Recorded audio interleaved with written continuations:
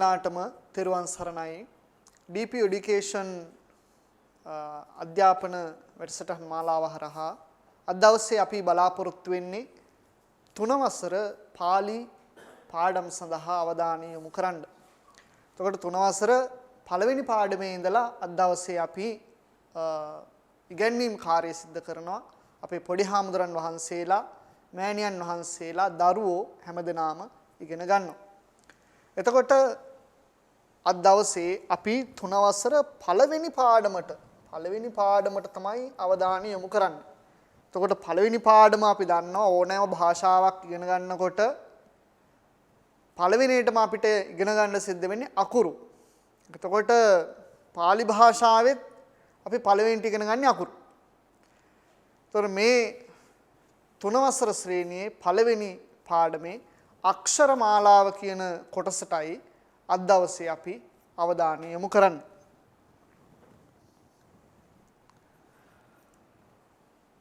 අපේ පොඩි හාමුදුරන් වහන්සේලා, ඒ වගේම මෑණිවරු, දරුවෝ පොත පෙරලා ගත්තොත් ඔබට දකින්න ලැබෙනවා පළවෙනි පාඩම පඨමෝ පාඨෝ පළවෙනි පාඩම. එතකොට මේ පළවෙනි පාඩමේදී අපට එක මාතෘකාවක් දීලා තියෙනවා. පළවෙනියට පුංචි කතන්දරයක් වගේ එකක්. පුංචි කතන්දරයක්. පළවෙනි පාඩමේ අපට පළවෙනියටම හම්බෙන්නේ අක්ෂර මාලාව ඉගෙන ගන්න ඉස්සර වෙලා පුංචි කතන්දරයක් හම්බ වෙන්නේ. මේ පුංචි කතන්දරේ නම් කරලා තියෙනවා සත්‍යවාදී කියලා. මොකක්ද? සත්‍යවාදී. පාලි කියවීමත් ඊටාම වැදගත් දෙයක් පාලි ඉගෙන ගන්නකොට. ඒකට හේතුව තමයි පාලි අපි සිංහල අකුරු විදිහටම ලියන්නේ. හැබැයි පාලි බැඳලා තමයි තියෙන්නේ. අපි කියනවා බැඳලා තියෙන්නේ. බැඳි අකුරු තියෙන්නේ නේද? දැන් මෙතන බලන්න මේ සත්‍යවාදී කියලා කියන එක. මෙතන පළවෙනි ඡයන්න හල් ඡයන්නක්. ඒ වුණාට මෙතන හල් කරලා නැහැ. එතකොට සත්‍යවාදී කියලා අපි කියවනවා. නමුත් හල් කරලා නැහැ. අපි මේ වගේ අකුරු වලට කියනවා බැඳි අකුරු කියලා. එතකොට පාලි භාෂාවේ මේ සිංහලෙන් ලියනකොට අපි බැඳි අකුරු භාවිතා කරනවා. ඒක නිසා කියවන්න ටිකක් අපිට ඒ ගැන කල්පනාවෙන් තමයි කියවීම සිද්ධ කරන්න වෙන්නේ. ඒ වගේම හරියට උච්චාරණය කිරීමත් ඉතාමත්ම වැදගත්. මහා ප්‍රාණාක්ෂර, අල්ප ප්‍රාණාක්ෂර, ഘോഷ අഘോෂ, නාසික්‍ය මේ වගේ අකුරු හරියට උච්චාරණය කරන්න. හරියට උච්චාරණය කරේ නැත්නම් එතනත් පාලි භාෂාවේ උච්චාරණ ගැටලුවක් එක්ක තේරුම වෙනස් වෙනවා. ඒ නිසා පාලිය කියවීම, ඒක හඳුනා ගැනීම ඊටම වැදගත්. අද දවසේ අපි පළවෙනිටම බලාපොරොත්තු වෙන්නේ 3 වසර පළවෙනි පාඩමේ තියෙන මේ කතාව ටිකක් කියවන්න. අපි බලමු. මගෙත් එක්ක හැමෝම කියවන්න.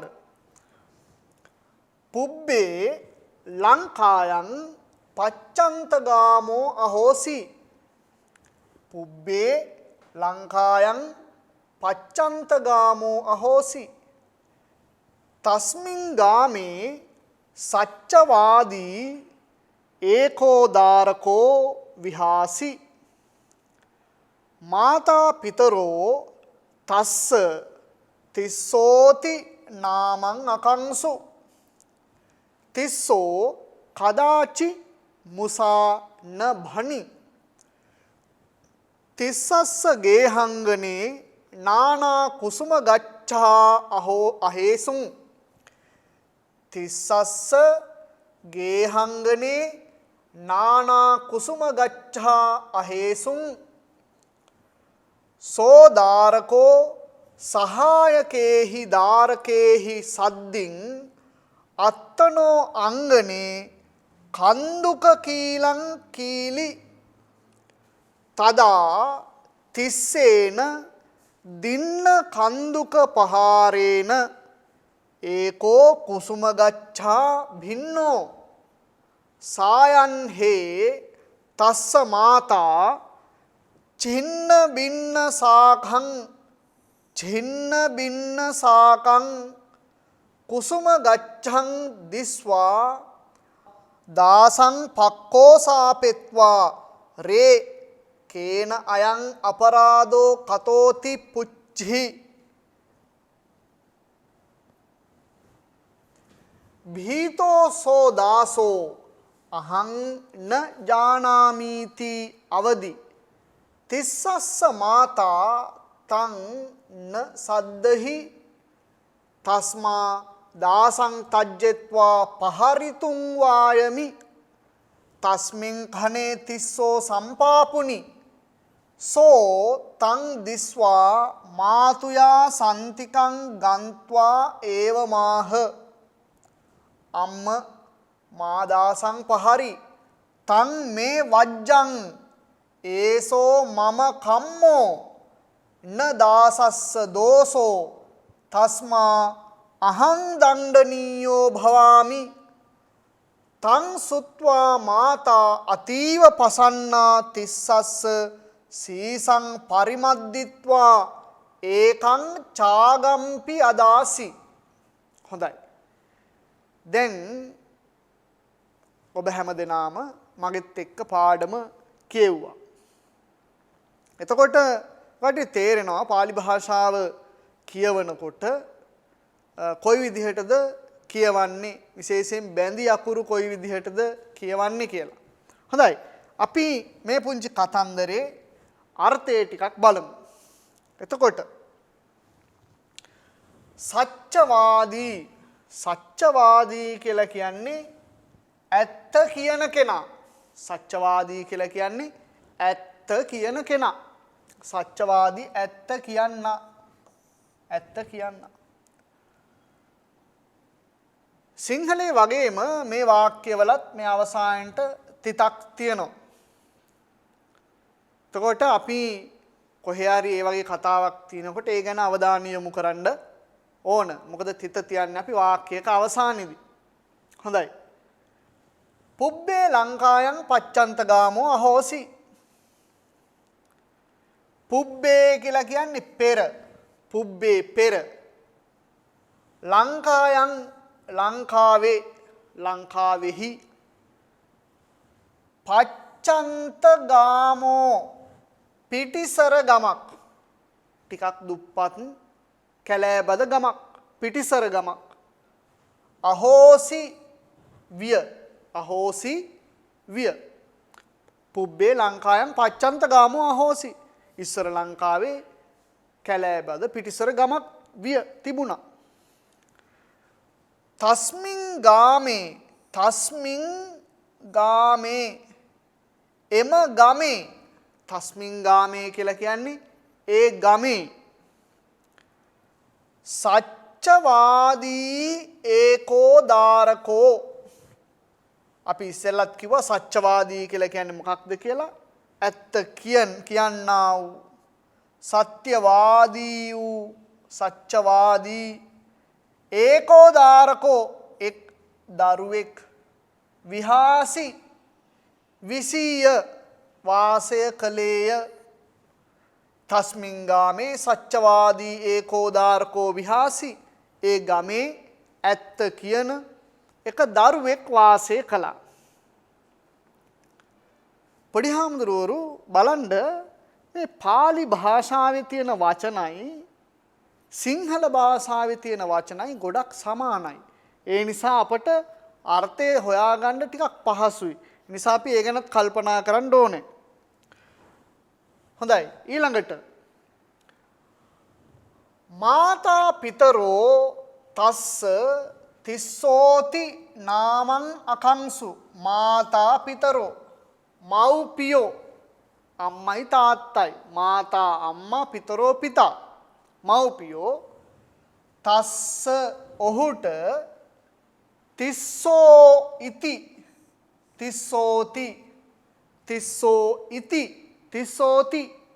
තිස්ස යයි තිස්ස යැයි නාමං අකංසු නම් කලහ. අම්මයි තාත්තයි ඒ දරුවට නමක් තිබ්බා තිස්ස කියලා. තිස්සෝ තිස්ස මේ දරුවගේ නම.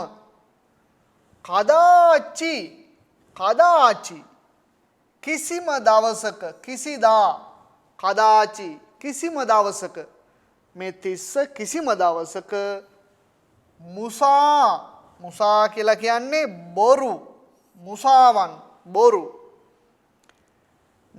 න භනි භනි කියලා කියන්නේ කීවේය න භනි කියලා කියන්නේ නොකීවේය න භනි නොකීවේය. තිස්සස්ස තිස්සගේ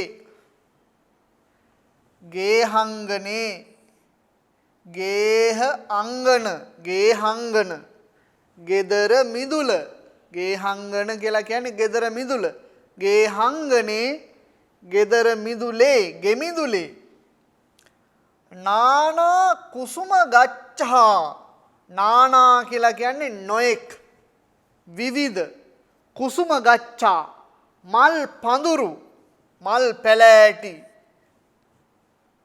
අහේසුම් ඌහ අහේසුම් ඌහ ඌහ බහු වචන.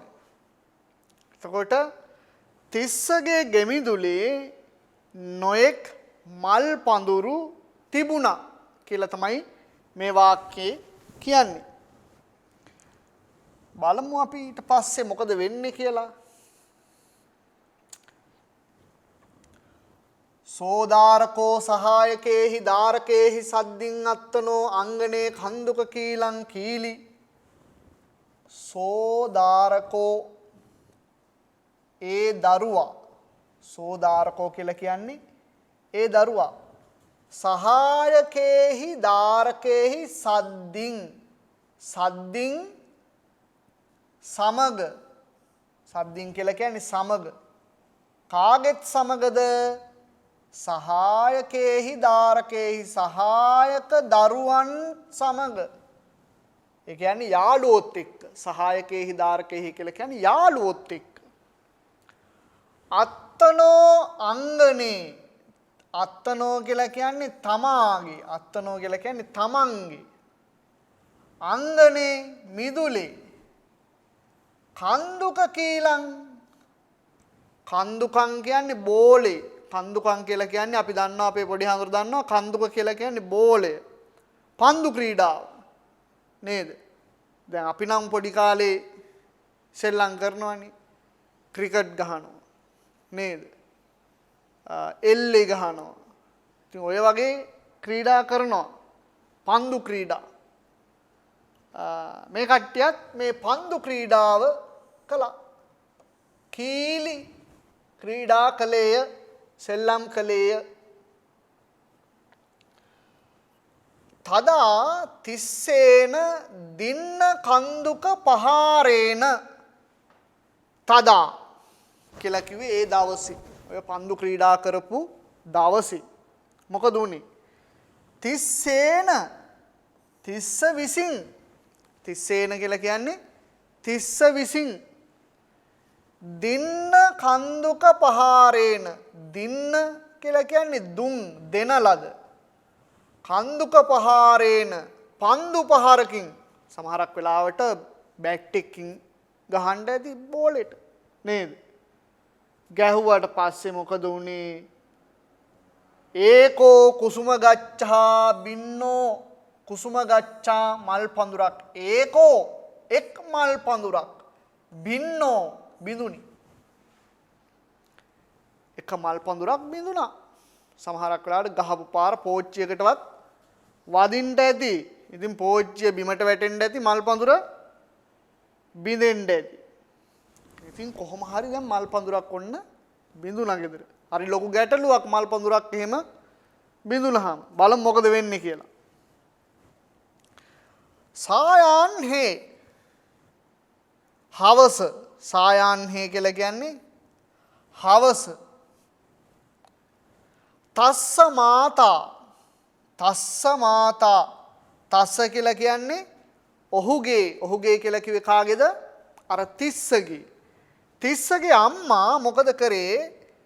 චින්න බින්න සාඛං චින්න භින්න සාඛං.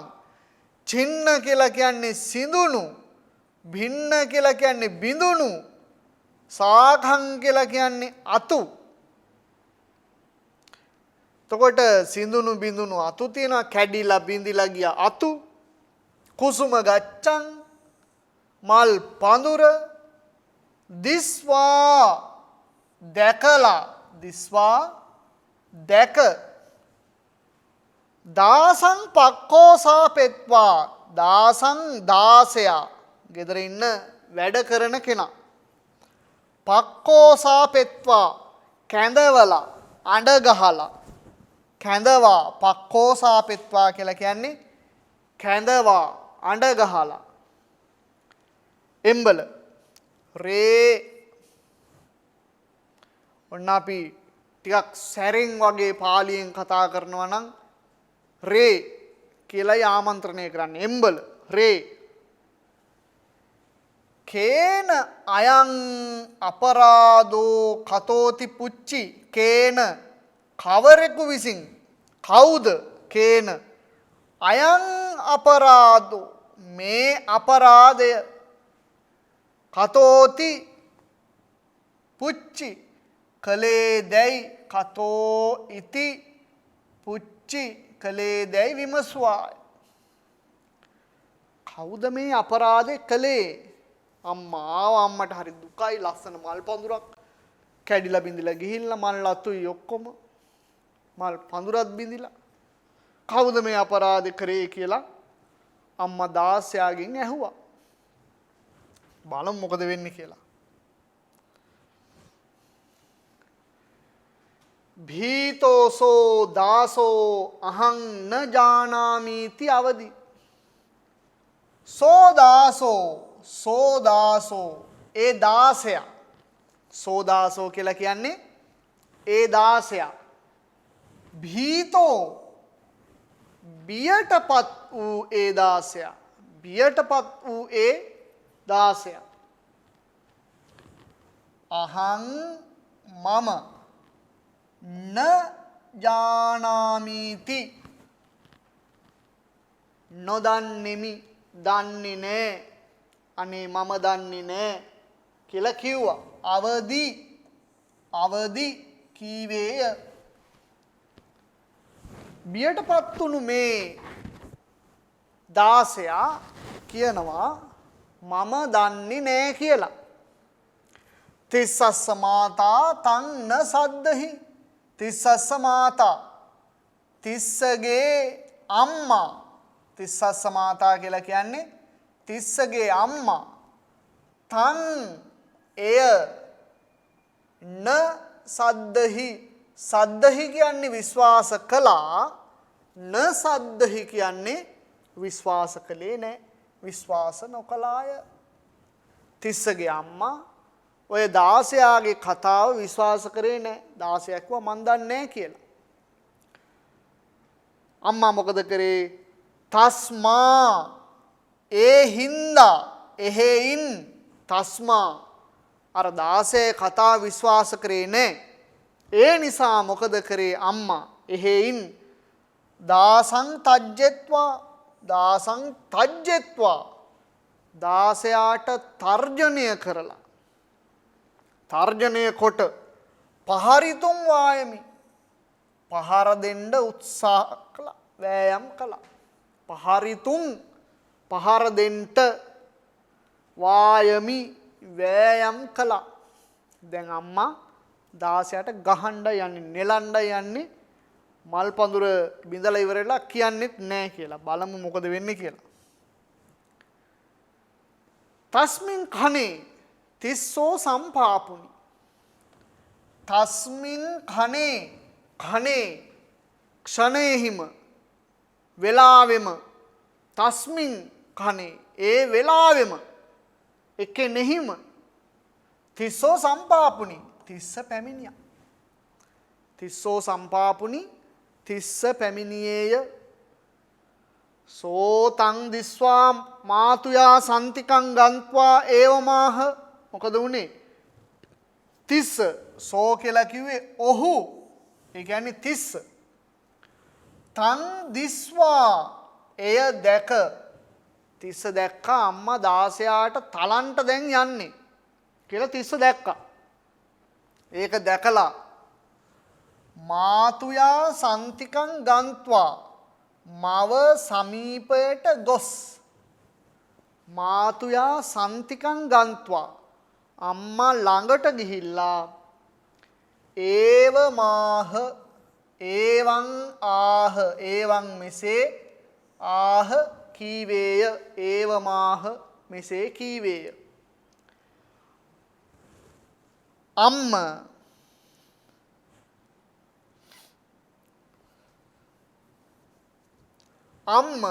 මා දාසං පහරි. අම්ම කියලා කියන්නේ මෑණියනි. මා දාසං පහරි. දාසං පහරි 16ට පහර දෙන්න. මා කියලා කියන්නේ එපා. අම්ම මෑණියනි මා දාසං පහරි. එපා 16ට පහර දෙන්න. අපි සිංහලෙන් කියනකොට 16ට පහර දෙන්න එපා. ඔය විදිහටයි කියන්නේ.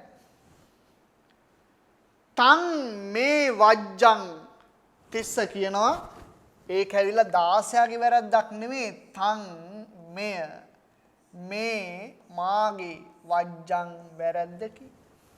තං මේ වජ්ජං එය මාගේ වැරද්දක් මෑණියනි. ඒසෝ මම කම්මෝ. ඒසෝ මම කම්මෝ. මෙය ඒසෝ කියලා කියන්නේ මෙය මම කම්මෝ මගේ වැඩක්. මගේ වැඩක්. න දාසස්ස දෝසෝ. දාසස්ස දෝසෝ 16ගේ දෝෂයක්. න නැත. 16ගේ දෝෂයක් නැහැ. න දාසස්ස දෝසෝ. තස්මා ඒ හින්දා අහං දණ්ඩනීයෝ භවාමි.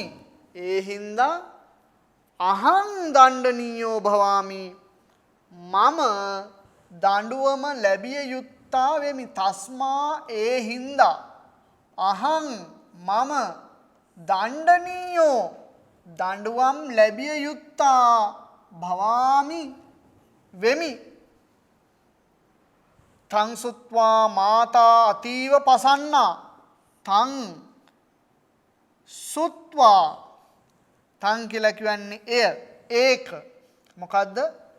මේ තිස්ස කියපු කතාව. මේ 16ගේ වැරද්දක් නෙවෙයි. මේක මගේ වැරද්දක්. ඒ නිසා මමයි දඬුවම් ලැබිය යුත්තා කියලා මේ තිස්ස කියන කතාව. සුත්වා අහලා. මාතා අම්මා අතීව පසන්නා. අතිශයින්ම පැහැදුනා. බොහෝ ප්‍රසන්න වුණා. සතුටු වුණා. තිස්සස්ස සීසං පරිමද්දිත්වා. තිස්සගේ ඔළුව. තිස්සස්ස සීසං තිස්සගේ ඔළුව හිස. පරිමද්දිත්වා අතගාලා. තිස්සගේ හිත සමාවෙන්න. තිස්සගේ හිස හිත නෙවෙයි හිස අතගාලා පරිමද්දිත්වා පිරිමැදලා ඒකන් එක් චාගම්පි තෑග්ගක් චාගම් අපි තෑග්ගක්ද චාගම්පි චාගම් අපි අදාසි දුන්නාය. බලන්නකෝ අම්මා තිස්සගේ කතාව අහලා බොහෝම සතුටටපත් වුණා. දැන් තිස්සගේ වැරද්ද නම් තිස්සට දඬුවම් කරන්න එපයි නේද? ඒ වුණාට අම්මා තිස්සට දඬුවම් කරේ නැහැ. ඇයි ඒ? තිස්ස ඇත්ත කිව්වා. මොකද සත්‍යවාදී කෙනෙක් ඔහු. ඇත්ත කියපු හින්දා අම්මා තිස්සගේ ඔළුව අතගාලා එයාට තෑග්ගකුත් දුන්නා. ඔකට්ටියගේ පාලි 3 වසර පළවෙනි පාඩමේ පොතේ ඔය ලස්සන කතාව ඉවරුණාට පස්සේ ඡේදය ආශ්‍රයෙන් ප්‍රශ්න ටිකක් අහලා තියෙනවා. ඡේදය ආශ්‍රයෙන් ප්‍රශ්න ටිකක් අහලා තියෙනවා. එතකොට ඔය කට්ටියට පිළිතුරු ලියන්න වෙනවා ඔය ප්‍රශ්න වලට. ගුරුවරයා කියනවා ලියාගෙන එන්න කියලා. අපි කොහොමද? අපි පළවෙනි පාඩමේ විතරක් බලනවා කොහොමද මේ වගේ ප්‍රශ්නයකට උත්තර ලියන්නේ කියලා. මේ පාඩමේ විතරයි මේ විදිහට අපි එකින් එකට මේක කියලා දෙන්න බලාපොරොත්තු වෙන්නේ. පළවෙනි ප්‍රශ්නය සෝදාරකෝ කිං වාදී හෝති. කිං වාදී කුමන වාදියෙක් හෝති වෙයිද? ඒ දරුවා සත්‍යවාදී. බොහොම සරලයි. සෝදාරකෝ සත්‍යවාදී හෝති. මේ පාඩමේ මේ දරුවා මොන වාදීද? සත්‍යවාදී. ගේහංගනේ කේ අහේසුන්. ගේහංගනේ ගෙමිදුලේ කේ අහේසුන්. කේ කුමක් මොනවා? අහේසුන් ඌආහුද වීද. මොනවද ගෙමිදුලේ තිබුණේ? මොනවද තිබුණේ? මල් පැලනේ. විවිධාකාර මල් පැලනේ නේද? ඒ නිසා අපි කියනවා නානා කුසුම ගච්ඡා හේසුන්. ගේහංගනේ නානා කුසුම ගච්ඡා හේසුන්. ඊළඟ ප්‍රශ්නය කස්මා කුමක් හේයින් මාතා අම්මා දාසං පක්කෝසාපෙත්වා 16ක් හැඳවලා තජ්ජේසි තර්ජනය කළේද? ඇයි අම්මා 16ක් හැඳවලා 16ට තර්ජනය කළේ? අම්මා දැක්කා ගෙමිදුලේ තියෙන මොනවද? කැඩුණු බිඳුණු සාක මල් පඳුර. චින්න බින්න සාකං කුසුම ගච්ඡං දිස්වා.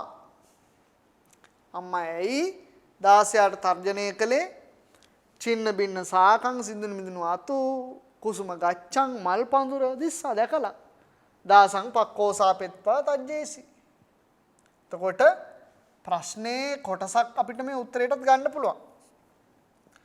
පච්චා තිස්සෝ කිං අභාසි. පච්චා පසුව තිස්සෝ තිස්ස කිං අභාසි කුමක් කීවේද? තිස්ස මොකද්ද කිව්වේ? අම්මේ මේක 16ගේ වැරද්දක් නෙමෙයි, මේක මගේ වැරද්දක්. ඒ නිසා මමයි මේකට දඬුවම් විඳින්න ඕනි කියලා තිස්ස කිව්වේ නේද? පච්චා පසුව තිස්සෝ තිස්ස අම්ම මාදාසං පහරි. අම්ම මෑණියනි 16ට පහර දෙන්න එපා. තන් මේ වජ්ජං ඒක මගේ වැරද්දක්. ඒසෝ මම කම්මෝ මේක මගේ වැඩක්. න දාසස්ස දෝසෝ 16ගේ දෝෂයක් නැහැ.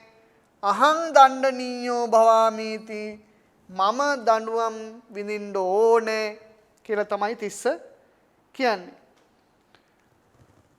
මාතා කස්ස චාගං අදාසි. මාතා කස්ස චාගං අදාසි. අම්මා කවරෙකුට තෑග්ගක් දුන්නද? මාතා තිස්සස්ස චාගං අදාසි. මාතා අම්මා තිස්සට තෑග්ගක්. හොඳයි. එතකොට මේ වෙලාවේ අපි පොතේ ඔකට්ටික අච්චු පොතේ අහලා තියෙන ප්‍රශ්න වලට පාලියෙන් කොහොමද පිළිතුරු ලියන්නේ කියලා අපි කිව්වා.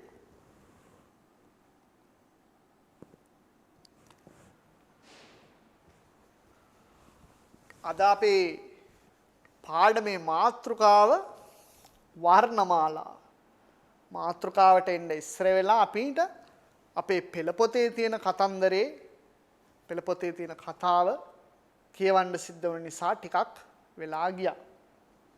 අපි බලමු අද අපේ මාතෘකාවට අනුව පාලියේ තියෙන වර්ණමාලාව. ඔකටිට දැන් පේනවා පාලියේ වර්ණමාලාව අකුරු මාලාව තියෙනවාය කියලා. අපි පළවෙනියට මේ වර්ණමාලාව හොඳට කියවන්න ඕනේ.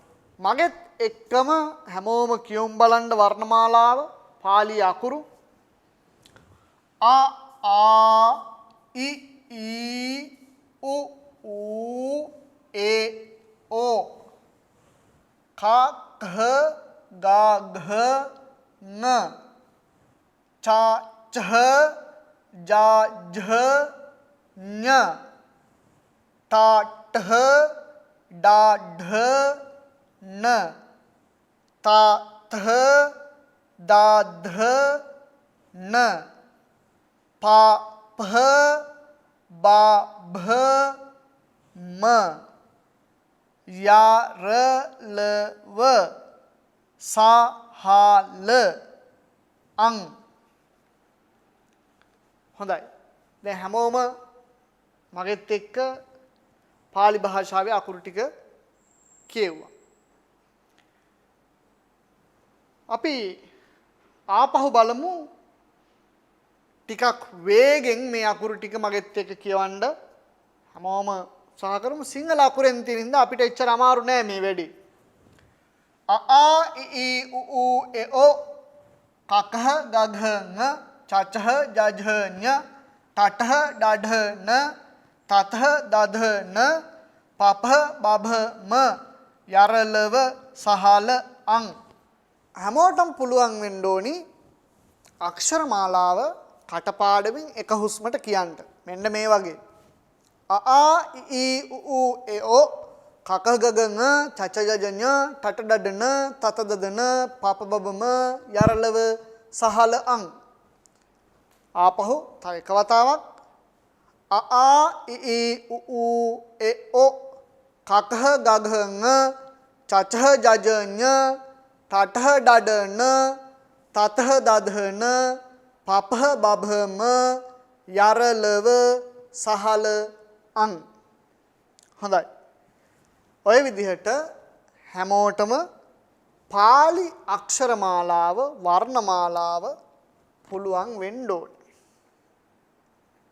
අපි බලමු අක්ෂර මාලාවක් එහෙම නැත්නම් භාෂාවක තියෙන මේ අකුරු කියන දේ මොකක්ද කියන එක අපි චුට්ටක් බලමු.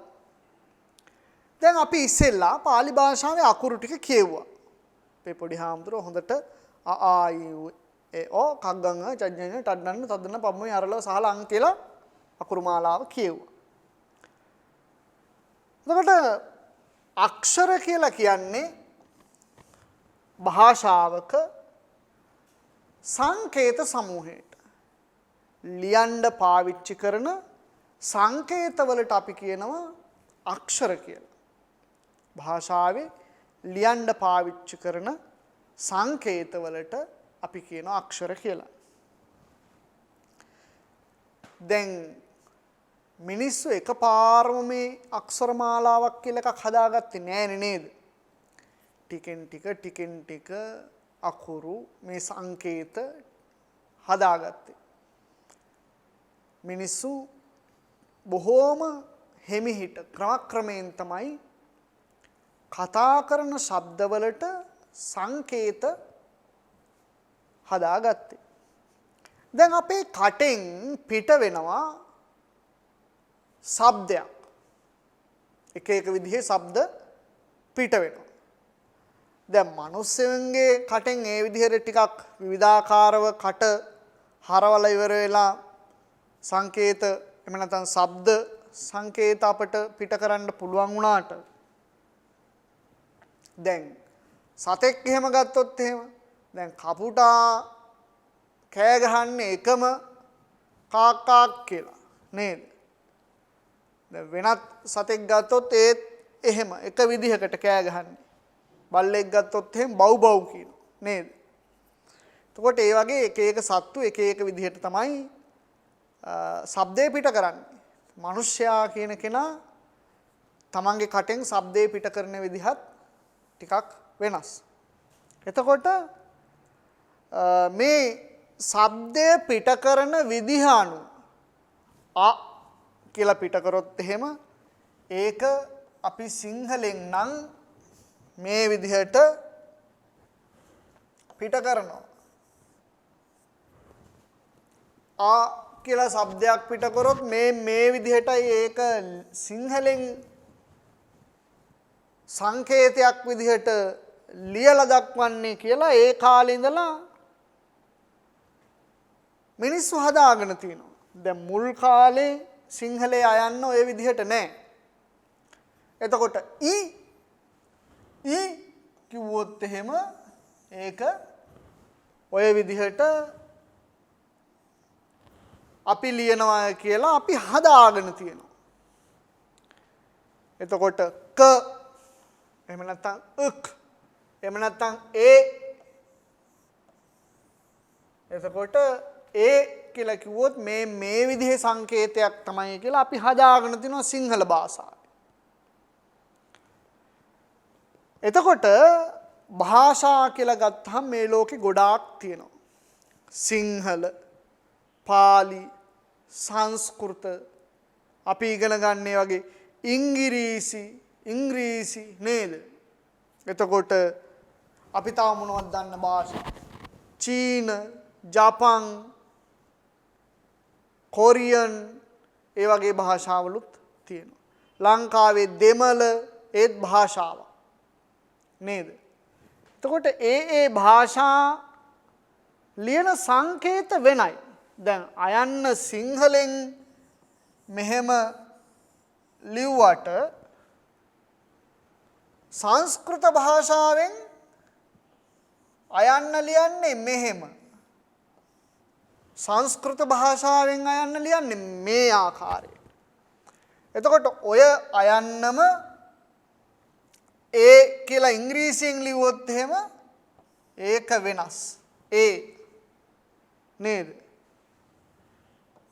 එතකොට භාෂා තුනකින් මේ අයන්න ශබ්ද වෙන විදිහ සංකේත වෙනස්. නේද? එතකොට දෙමළෙත් ලියවෙනවා මෙහි. ඔය විදිහට භාෂාවේ සංකේත එකින් එකට වෙනස්. නමුත් එකම අකුර පාලි භාෂාවේ අපි ඉගෙන ගන්න පාලි භාෂාවේ අයන්න ලියන්නේ කොහොමද? පාලි භාෂාවේ අයන්න ලියන්නේ කොහොමද? ඊටාම වැදගත් දෙයක් තමයි පාලි භාෂාවට වෙන් වෙච්ච විශේෂ සංකේතයක් නැහැ. පාලි භාෂාවට වෙන් වෙච්චි විශේෂ සංකේතයක් නැහැ. මේක ඊටාම වැදගත් කාරණයක්. ඒක නිසා අපේ පොඩි හාමුදුරන් වහන්සේලා ඉගෙන ගන්න ඕනි පාලි භාෂාවට වෙන් වෙච්ච විශේෂ සංකේතයක් නැහැ කියන එක මතක තියාගන්න ඕනේ.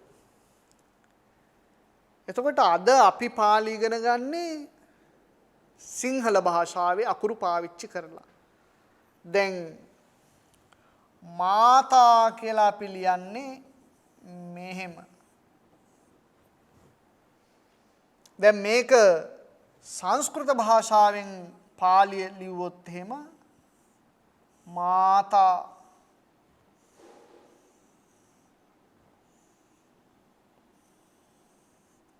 ඔය විදිහට. ඉංග්‍රීසියෙන් මාතා කියලා ලිව්වොත් එහෙම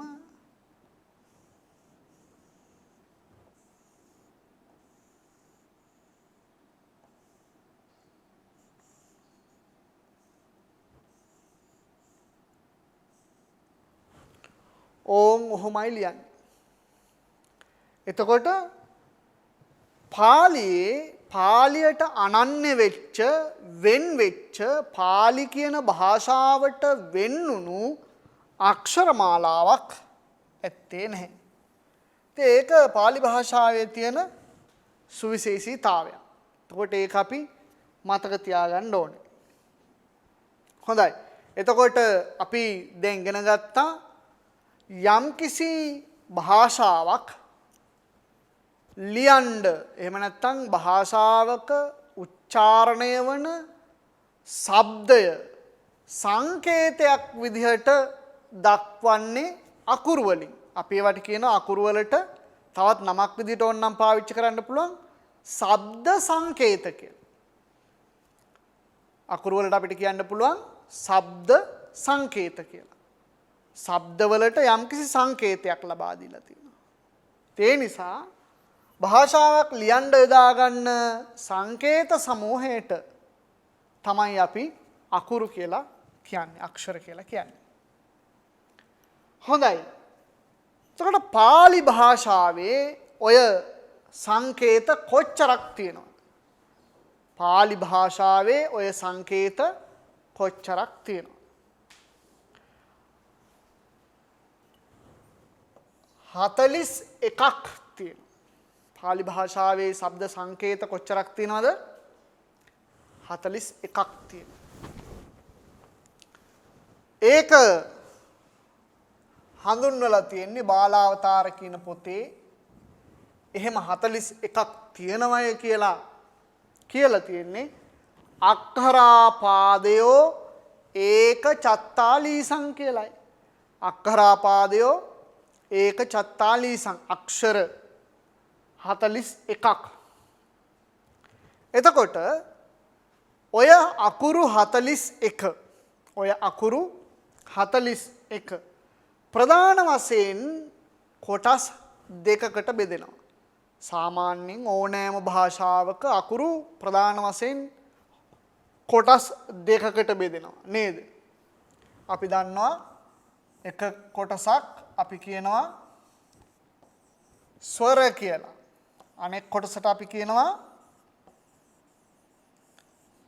ව්‍යංජන කියලා. අපි කියනවා ව්‍යංජන කියලා. ස්වර ව්‍යංජන විදිහට භාෂාවේ අකුරු ප්‍රධාන වශයෙන් කොටස් දෙකකට බෙදෙනවා. එතකොට පාලි භාෂාවේ ඔය ස්වර අකුරු කීයද? ගණන් කරලා බලමු. 1යි 2යි 3යි 4යි 5යි 6යි 7යි 8යි. අකුරු 8යි. පාලි භාෂාවේ ස්වර අකුරු 8යි. ඒක හඳුන්වලා තියෙනවා තත්තෝ දන්තා සරා අට්ඨ.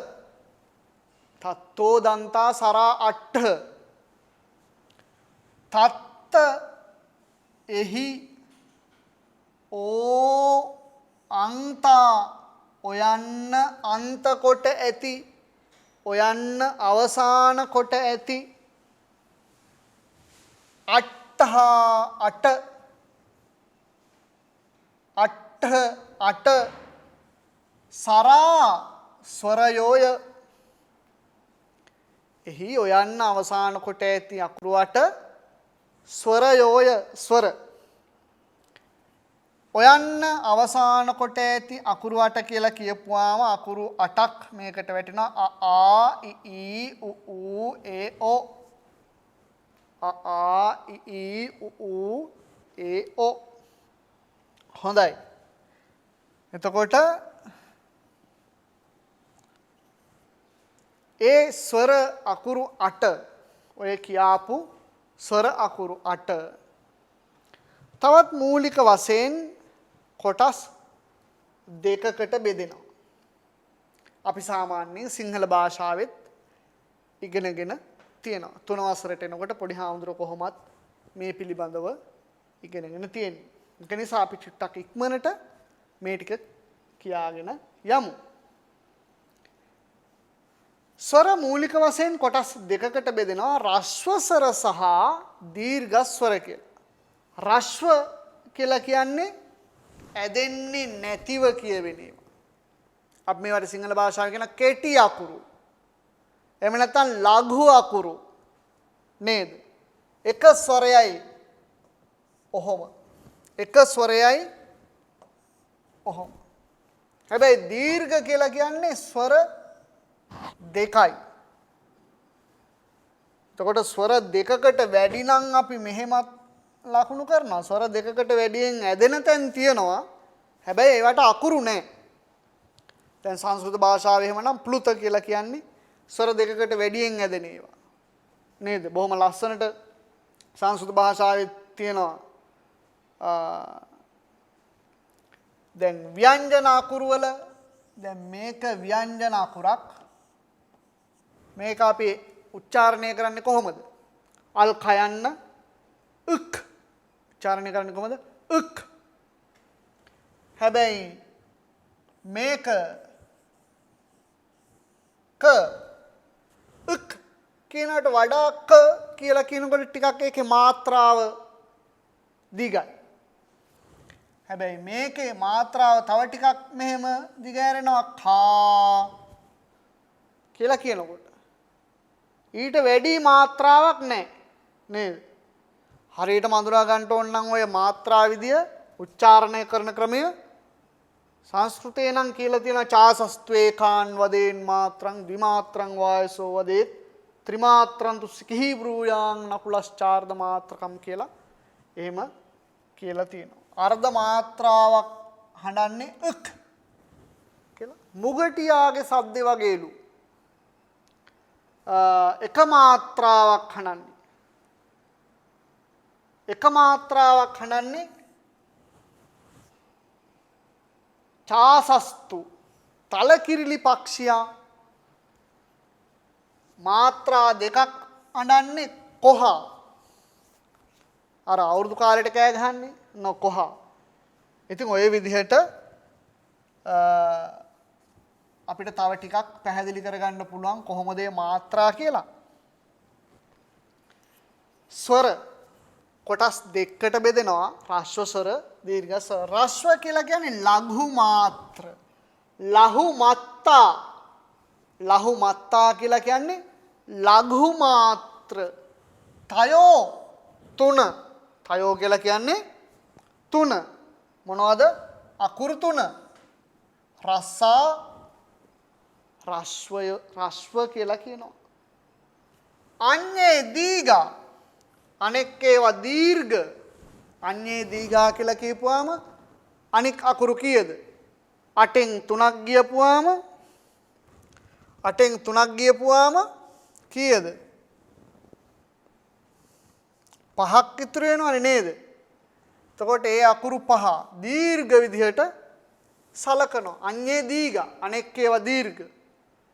එතකොට ලහු මත්තා ලඝු මාත්‍ර එහෙම නැත්නම් කෙටි මාත්‍රාවක් කියන අ ඉ උ අනෙක් අකුරු දීර්ඝ. මේ අකුරු තුන රස්ව වෙනකොට අනෙක් අකුරු දීර්ඝ. ආ ඊ ඌ ඒ ඕ ඔය විදිහට තමයි අපි කියන්නේ. එතකොට මතක තියාගන්න ඕනි පොඩි හාමුදුරුවෝ රස්ව අකුරු 8යි. ඒ රස්ව කොටස් දෙකකට බෙදෙනවා. සමාවෙන්න ස්වර අකුරු 8යි. ඒ ස්වර ප්‍රධාන වශයෙන් කොටස් දෙකකට බෙදෙනවා. රස්ව දීර්ඝ කියලා. රස්ව අකුරු 3යි. දීර්ඝ අකුරු 5යි. රස්ව කියලා කියන්නේ කෙටිව ඇදිලා කියවෙන එහෙම නැත්නම් එක මාත්‍රාවක් කියවෙන ලඝු මාත්‍ර වුණ අකුරු 3 රස්ව අකුරු. මාත්‍රා දෙකකට කියවෙන එහෙම නැත්නම් ඇදී කියවෙන ඒවට කියනවා අපි දීර්ඝ ස්වර කියලා. ඒවට අකුරු දීර්ඝ ස්වර වලට අකුරු 5ක් ගැනෙනවා. ඒ අකුරු 5 ආ ඊ ඌ ඒ ඕ. හොඳයි. ඊළඟට අපි යනවා ව්‍යංජන කියන කොටසට. ව්‍යංජන ඉතුරු අකුරු ටික. එතකොට මේ ව්‍යංජන කියන කොටසේ අපි කිව්වා දැන් ඔයන්න දක්වා ආ ඊ ඌ ඒ ඕ කියලා කියපුවම කයන්නෙන් පල්ලෙහාට තියෙන අකුරු ඔක්කොම ව්‍යංජන අකුරු. කග්ගං චජ්ජඤ්ඤ ටඩ්ඩන්න තදන්න පබ්බම යරලව සහල අං ව්‍යංජන අක්ෂර. මේ ව්‍යංජන අකුරු වලින් මූලික අකුරු 25ක් අපි වෙන් කරනවා වර්ගාක්ෂර කියලා. මේ අකුරු ටික වර්ගාක්ෂර. කකගග චජ්ජඤ්ඤ ටඩ්ඩන්න තදන්න පබ්බම් කියන අකුරු ටික වර්ගාක්ෂර. ඒතර වර්ගාක්ෂර අකුරු මේක පටන් ගන්නේ කයන්නේ. මේක පටන් ගන්නේ ඡයන්නේ. මේක පටන් ගන්නේ ඨයන්නේ. මේක තයන්නේ. මේක පයන්නේ. ඒතර කයන්නෙන් පටන් ගන්න අකුරු පහට අපි කියනවා කවර්ගාක්ෂර කියලා. ඡයන්නෙන් පටන් ගන්න අකුරු පහට අපි කියනවා චවර්ගාක්ෂර කියලා. ඨයන්නෙන් පටන් ගන්න අකුරු පහට අපි කියනවා ටවර්ගාක්ෂර කියලා. තයන්නෙන් පටන් ගන්න අකුරු පහට තවර්ගාක්ෂර. පයන්නෙන් පටන් ගන්න අකුරු පහට අපි කියනවා පවර්ගාක්ෂර. එතකොට පොඩි හාමුදුරන්ට කිව්වොත් එහෙම චවර්ගයේ අකුරු මොනවද ලියන්න කියලා කිව්වොත් චජ්ජඤ්ඤ. ටවර්ගයේ අකුරු ටට ඩඩන. ඉතින් ඔය විදිහට කවර්ගයේ චවර්ගයේ ටවර්ගයේ තවර්ගයේ පවර්ගයේ කියලා කොටස් වලට බෙදෙනවා වර්ගාක්ෂර. පහ පහ බැගින් වූ අකුරු 25 වර්ගාක්ෂර අකුරු විදිහට දැක්වෙනවා.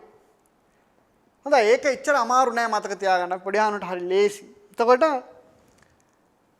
මේ වර්ගාක්ෂර 25 තවත් විශේෂත්වයක් තියෙනවා. මේ පල්ලෙහින් පොඩි ආනුට පේනවා ඇති මේ අකුරු 25 මේ වර්ගාක්ෂර 25 උත්පත්ති ස්ථාන මනාව ස්පර්ශ කරමින් උපදින්නේ. අකුරු උපදින ස්ථාන ප්‍රධාන වශයෙන් 5ක් තියෙනවා. කණ්ඨජ, තාලුජ, ඔෂ්ඨජ, මුද්දජ, දන්තජ ඔය විදිහට. එතකොට මේ අක්ෂර උත්පත් ස්ථානවල මේ අකුරු 25 වර්ගාක්ෂර 25 හොඳට ස්පර්ශ වෙනවා. ඒක හින්දාම අපි මේ වර්ගාක්ෂර වලට කියනවා ස්පර්ශාක්ෂර කියලාත් කියනවා. මේ වර්ගාක්ෂර වලට ඒක හින්දාම අපි කියනවා ස්පර්ශාක්ෂර කියලා. හොඳයි. වර්ගාන්තාක්ෂර මේ වර්ගාන්ත අක්ෂර වර්ගයේ අන්ත අකුර වර්ගාන්තාක්ෂර වර්ගාක්ෂරවල අවසාන අකුරු ටිකට අපි කියනවා වර්ගාන්ත කියලා. දැන් පේනවා ඇති. එතකොට වර්ග මූල අක්ෂර මේවා. වර්ග මූල මේ අකුරු ටික වර්ග මූල වෙනකොට මේ ටික වර්ග අන්ත ඥානන නම බොහොම සරලයි. වර්ගාන්ත අක්ෂර මොනවද? ඥානන නම. ඒක එච්චර අමාරු නෑ. හොඳයි. ඊළඟට අඝෝෂ අක්ෂර මාලාවේ අකුරු 11ක් තියෙනවා අඝෝෂ අකුරු කියලා. අඝෝෂ කියලා කියන එකෙන්ම කියනවා එච්චර ශබ්ද වෙලා කියවෙන්නේ ഘോഷයක් නෑ අකුරු වල. ඒ අකුරු වල එච්චර ලොකු ഘോഷයක් නෑ. දැන් ഘോഷ අකුරු කියලා කියපුවාම ඒ වගේ නමෙන්ම කියනවා ඒක ഘോഷ. ඒකට ටිකක් ශබ්දෙන් කියවෙන්නේ. ඒ වගේ අකුරු 21ක් තියෙනවා. එතකොට පොඩි හාමුදුරන් වහන්සේලාට මතක තියාගන්න පුළුවන් ලේසි ක්‍රමයක් තමයි මේ අකුරු 11 මතක තියාගන්න ඕනේ. ඉතිරි ඒවා ഘോഷ.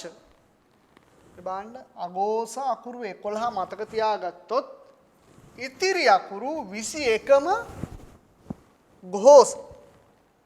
ඒක පාලියමුත් ලස්සනට කියලා තියෙනවා. වග්ගානම් පඨම ද්විතිය සෝචා ഘോഷා.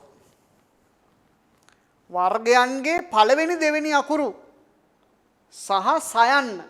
මේ බලන්න වර්ගයන්ගේ පළවෙනි දෙවෙනි අකුරුනේ වර්ගාක්ෂර කකහ, චචහ, තට, තත, පපහ, ස. වර්ගාක්ෂරවල පළවෙනි අකුරයි දෙවෙනි අකුරයි. අපිට මේක තව ටිකක් ඕනනම් මෙහෙම පාඩම් කරන්න බැරි නම් කචට තප කචට තප කොහොමද? කචට තප කචට තප කියලා අපිට ඕනනම් කියන්න පුළුවන්. කචට තප කචට තප ස. කොහොමද අපි අඝෝෂාක්ෂර පාඩම් කරගන්නේ? මගෙත් එක්කම කියමු බලන්න. කචට තප කචට තප ස. වර්ගයන්ගේ පළවෙනි දෙවෙනි අකුරයි සයන්නයි. බොහොම සරලයි. ඉතිරි ඒවා ඔක්කොම ഘോഷ. ලන්තාඤ්ඤේ ഘോഷා. ලයන්න අවසාන කොට ඇති. හැබැයි අං කියන අකුර එන්නේ නැහැ. ලයන්න අවසාන කොට ඇති අකුරු ඉතිරි ඒවා ඔක්කොම ഘോഷා. එතකොට මේක පාඩම් කරගන්න ලේසියි. එතකොට ഘോഷා අකුරු කියවොත් ගගං, ජජඤ්ඤ, දඩන, දදන, බබම, යරලව, හල. මේ ටික මතක තියාගන්න අඝෝෂා අකුරු ටික. එතකොට වැඩි ලේසි. මේ pāli වාක්‍යයක් මතක තියාගන්න ඕන. වග්ගානම් පඨම ද්විතිය සෝචා ഘോഷා, ලන්තාඤ්ඤේ ഘോഷා කියලා. වග්ගානම් වර්ගයන්ගේ පඨම ද්විතිය පළවෙනි දෙවෙනි අකුරු සහ සෝච සයන්නද ഘോഷා. සෝච අഘോഷා, සෝච අഘോഷා, සෝචා ഘോഷා, අഘോഷාක්ෂර. ලන්තාඤ්ඤේ ഘോഷා, ලයන්න අන්තා අන්ත කොට ඇති අඤ්ඤේ අනෙක් ඒවා ഘോഷා, ഘോഷය. අනෙක් ඒවා ഘോഷය. හොඳයි. තව කොටසක් තියෙනවා. වෙන් වෙච්ච කොටසක් තියෙනවා. අපි භාෂාවේ අල්ප ප්‍රාණ මහ ප්‍රාණ කියලා අකුරු වර්ග කරනවා. අල්ප ප්‍රාණ මහ ප්‍රාණ. අල්ප ප්‍රාණ කියලා කියන්නේ අඩු පණක් දීලා උච්චාරණය කරන අකුරු. අල්ප ප්‍රාණ. අල්ප කියන්නේ පොඩ්ඩක්, ප්‍රාණ කියන්නේ පණ. මහ ප්‍රාණ කියලා කියන්නේ ලොකු පණක්, මහ පණක්. ඒ කියන්නේ වැඩි ආයාසයක් දරන්න ඕන මේවා උච්චාරණය කරන්න. මේ අල්ප ප්‍රාණ වලට කියනවා සිතිලාක්ෂර කියලාත්, මහ ප්‍රාණ වලට කියනවා ධනිතාක්ෂර කියලා. අල්ප ප්‍රාණ වලට කියනවා සිතිලාක්ෂර කියලාත්, මහ ප්‍රාණ වලට ධනිතාක්ෂර කියලාත් කියනවා. කක ගග න කියන අකුරු පහෙන් සිතිලාක්ෂර කගන, ජජඤ්ඤ, දඩන, තදන, පබම මේවා ඔක්කොම යාන්තම් උච්චාරණේ වැඩි පණක් දාන්න ඕනේ නේද? කචට තප, ගජට දබ, ඥානන නම. කොහමද? කචට තප, ගජට දබ, ඥානන නම.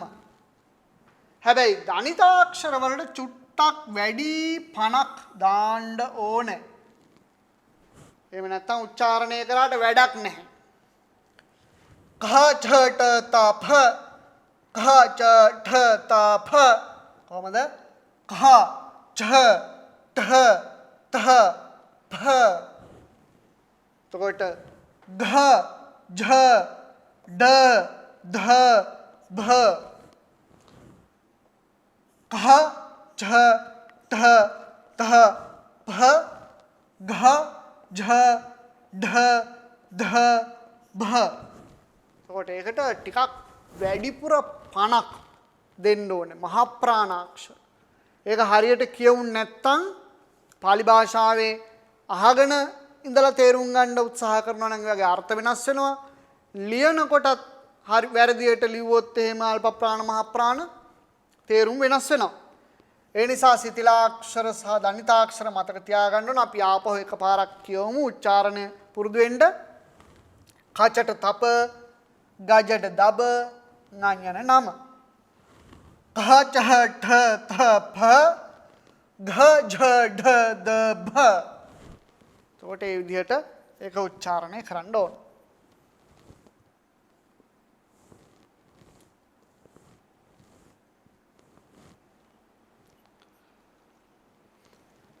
එතකොට ඊළඟට අපි ඉගෙන ගන්න කොටස අන්තස්ථාක්ෂර. අන්තස්ථාක්ෂර යාරලව කියන අකුරු.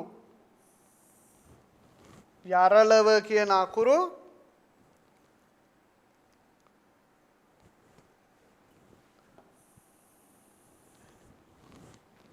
අන්තස්ථාක්ෂර විදිහට හඳුන්වනවා. යරලව කියන අකුරු අන්තස්ථාක්ෂර කියලා කියනවා. මතක තියාගන්න ඕනේ. ඔන්න බලන්න පොඩි හාමුදුරුවෝ වර්ණමාලාව සම්පූර්ණ කොටස් කරලා තියෙනවා. මෙතන ස්වර 8ක් තියෙනවා. එතකොට ව්‍යංජන ඔක්කොම 33යි. මෙතනින් පල්ලහැට ඔක්කොම ටික අයිති වෙන්නේ ව්‍යංජන වලට. එතනින් පල්ලහැට ඔක්කොම ව්‍යංජන. එතකොට මේ අකුරු 25 වර්ගාක්ෂර 25 කියලා අපි ඉගෙන ගත්තා. එහෙමනම් වර්ගාක්ෂර නොවන ඒවාට අපි කියනවා අවර්ගාක්ෂර කියලා. වර්ගාක්ෂර නොවන ඒවාට අවර්ගාක්ෂර කියලා කියනවා. මේ වර්ගයේ අවසාන අකුරු වලට වර්ග අන්ත අකුරු කියලා කියනවා. වර්ගාන්ත අකුරු. එතකොට අං කියලා කියන එක නිග්ගහීතය විදිහට අපි දක්වනවා. කොට නිග්ගහීතය අපි දන්නවා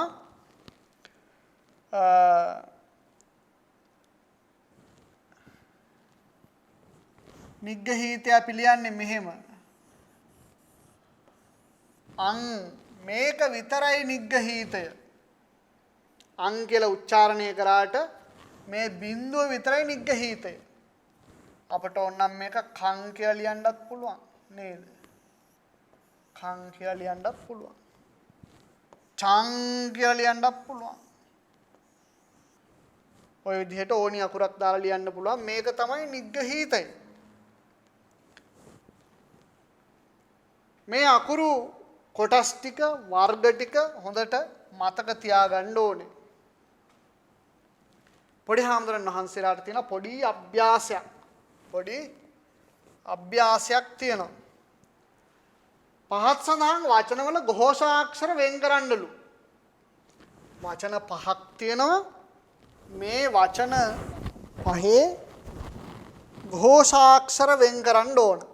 ഘോഷාක්ෂර මොනවද? ഘോഷාක්ෂර මතකයිද? ഘോഷාක්ෂර මොනවද කියලා? අගෝස මොනවද? අගෝස 11ක් තියෙනවා. කක, චච, ටට, තත, පප, ස කියලා. එහෙම නැත්නම් කචට තප, කජට තප, ස. එතකොට ඔය අකුරු වලින් වෙන් වුණ ඒවා අනෙක් ඒවා ഘോഷ. එතකොට ഘോഷ තමයි අපිට වෙන් කරන්න තියෙන්නේ. දැන් මේ ඨානං කියලා තියෙනවා. පොඩි හාමුදුරුවෝ බලන්න මෙතන තියෙන ഘോഷ අකුර මොකක්ද කියලා. මේ නයන්න. මේ නයන්න ഘോഷ අකුරක්. මේ නයන්න ഘോഷ අකුරක්. එතකොට මෙතන තියෙන ජයන්න නේද? මෙතන තියෙන ජයන්න ഘോഷ. හොඳයි. අනෙක් වෙන් කරන්න උත්සාහ කරන්නකෝ.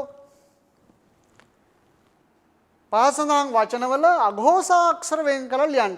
ඒතර අඝෝෂාක්ෂර 11යි තියෙන්නේ. දැන් මතකයිනේ හොඳට. ඒ නිසා පොඩි හාමුදුරන්ට හොඳට පුළුවන්. කිසි ගැටලුවක් ඇත්තේ නැහැ. ඊළඟට තියෙන්නේ අන්තස්ථාක්ෂර.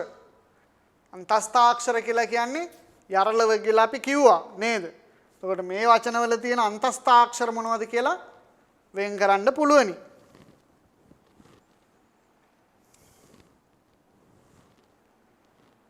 හොඳයි. එතකොට මෙතන මේකේ තියෙනවා අල්ප ප්‍රාණාක්ෂර වෙන් කරන්නලු. අල්ප ප්‍රාණාක්ෂර මොනවද කියලා මතකනේ? අපි අර සද්දෙට කියෙව්වේ මහ ප්‍රාණ. අල්ප ප්‍රාණ සද්දෙට කියෙව්වේ නෑ. ඊළඟ ප්‍රශ්නේ තියෙන්නේ මහ ප්‍රාණාක්ෂර. අර සද්දෙට කිව්වේ අපි නේද? ක ඡ ඨ ත ප ඝ ఝ ඩ ධ භ එහෙම කිව්වේ මහ ප්‍රාණාක්ෂර. හොඳයි. මෙතන තියෙන වචන ටිකක් සිංහලට නගන්න කියලා. ඒ කියන්නේ මේ වචනවල සිංහල තේරුම ලියන්න ඕන. සිංහල තේරුම. බුද්ධෝ අපි දන්නවනේ නේද? බුද්ධෝ කියලා කියන්නේ බුදුරජාණන් වහන්සේ. ආචාර්යෝ කියලා කියන්නේ ගුරුවරයා. හොඳයි. ඊතුරු වචනවලත් බලන්නකො සිංහල තේරුම ලියන්න. එතකොට මෙතන පාලියට නගන්න කියලා දීලා තියෙන්නේ. උනාට පාලියට නගලම දීලා තියෙනවා. ඒ වාක්‍ය දිහා හොඳට බලන්නකො පළවෙනි පාඩම නිසා අපි ඒක හදලම දීලා තියෙනවා. අපි පිරිවනට යමු කියලා කියපුවම මයං පරිවේණං ගච්ඡාම ඒ වාක්‍ය ටික හොඳට කියවලා ඉගෙන ගන්න ඕනේ. හොඳයි.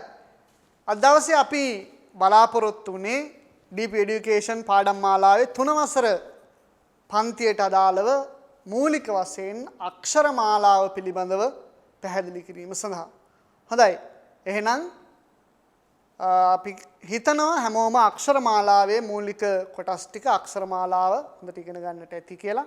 එහෙනම් අපි නැවත හමු වෙමු වෙනත් පාඩමකින්. හැමදෙනාටම තෙරුවන් සරණයි. සබ්බදානං ධම්මදානං ජිනාති. සියලු දානයන්ට වඩා ධර්ම දානය උතුම් වන්නේය යන උතුම් බුදු වදන පසක් කරමින් පිරිවෙන් අධ්‍යාපනය ලබන සුවහසක් පොඩි හාමුදුරුවන් වහන්සේලාගේ මෙහෙණින් වහන්සේලාගේ සහ දුවා දරුවන්ගේ දහම් ඇස විවර කරමින් සම්බුද්ධ ශාසනයේ චිරස්ථිතිය උදෙසා ධම්මික පෙරේරා ෆ්‍රෙසිලා පෙරේරා පදනම මගින් සිදු කෙරෙන මහඟු සමාජ සත්කාරයයි ටීපී පිරිවෙන් අධ්‍යාපනය.